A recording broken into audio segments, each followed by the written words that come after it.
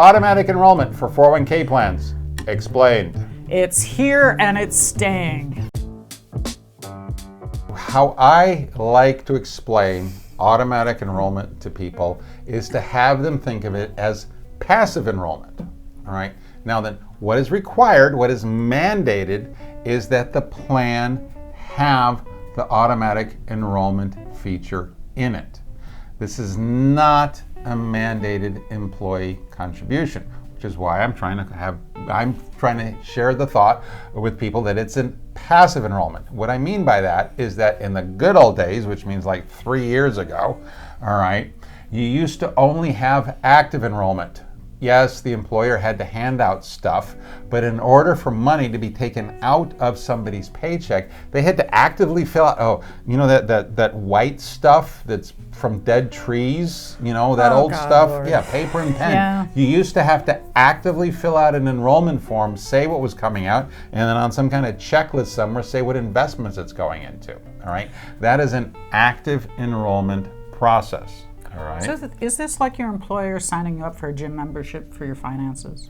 Yes, but it's a lot easier to get out of.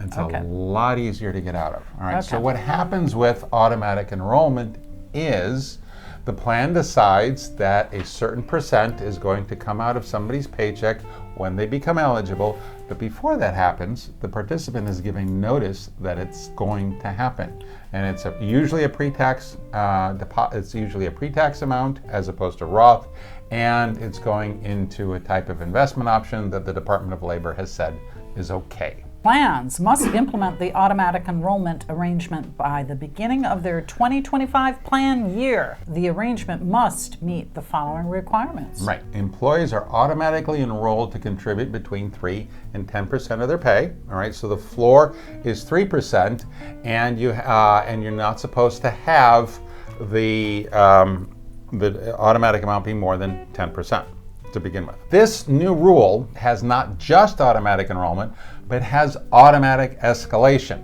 Okay? The participant contributions, we're reading the rules. The participant contributions will then increase 1% each year until at least 10% and not more than 15%. So what Katherine was reading ahead on was, if you start at 10%, the employer and the employees don't have to worry about an automatic increase. All right? So if you want to set it and forget it, you can do it at 10%. Yep. Now then, employees must have the option to opt out of the plan completely or change their contribution rate. What happens when an employee makes any kind of change? they've done an active choice versus Yes, that person is no longer passively enrolled. They're actively enrolled, and all the automatic enrollment stuff doesn't apply to them because they have become actively enrolled. They've been made clean. Huh? They've been made clean. They were made clean. Well, no. Okay, now then, the plan must offer employees who are automatically enrolled a period of 90 days to stop contributions and get their money back. Okay, so what Zach has put here is wrong. It says take the automatic contributions out of the plan. That's not correct. So let's say this employee who's really not paying attention suddenly figures out $300 is gone from their paycheck. Okay, and it's the 89th day. They do not get $300 back. They get the value of whatever the $300 was. Yes. Okay. So if it's $299, they get $299 back.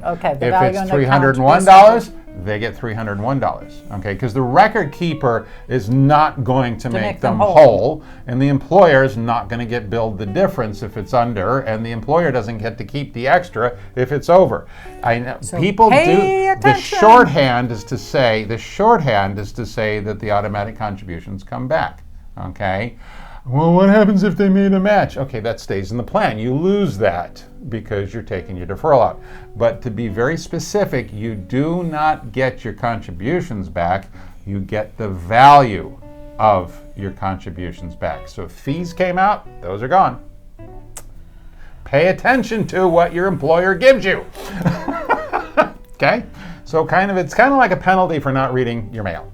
We've got 3 key concepts to take into account when considering your plan and automatic enrollment. Okay. Number 1, there are some employers that are exempt from this mandate. If you have less than 10 employees, you do not have to have automatic enrollment, but then you miss the $500 tax credit. Okay, so technically less than 10 employees, automatic enrollment is an option for you. All right, and people are grandfathered in because who had plans before the right. date. So if your deferral provisions were adopted before December 29th, 2022, you are not subject to this mandate. Okay, you can Please still note do that it. date is over.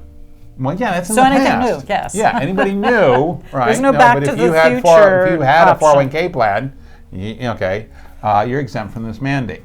Now then, but if you have a plan that got started after December 29th, 2022, and you don't have automatic enrollment in it yet, you do need to add that provision by January 1st of next year.